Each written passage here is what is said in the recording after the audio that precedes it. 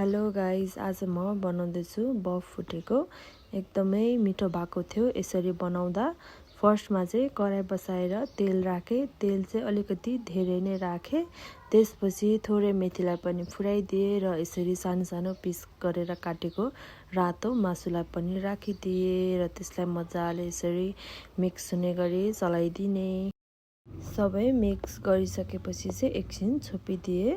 त्यसपछि हेर्दा चाहिँ मासुबाट हल्का पानी निस्किरहेको थियो र त्यसलाई मैले मजाले यसरी चलाएर रातो हुनको लागि छोडिदिएँ।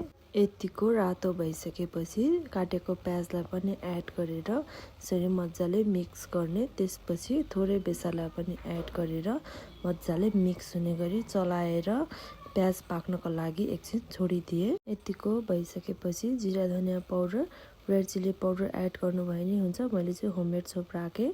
त्यसपछि स्वाद अनुसार नुन र लसुन अदुवाको पेस्टलाई राखेँ र यसरी मजाले मिक्स हुने गरी चलाएर एकछिन छोडिदिएँ।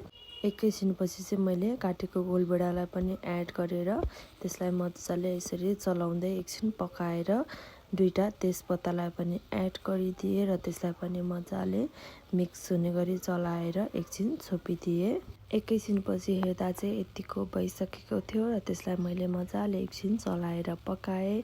त्यसपछि माथिबाट पिसेको गरम मसलालाई पनि एड गरेर त्यसलाई मजाले मिक्स हुने गरी चलाएर फेरि छोपिदिएँ। त्यसपछि हेर्दा चाहिँ यतिको भइसकेको थियो र त्यसलाई फेरि मैले मजाले चलाएँ र एकछिन यतिकै छोडिदिएँ।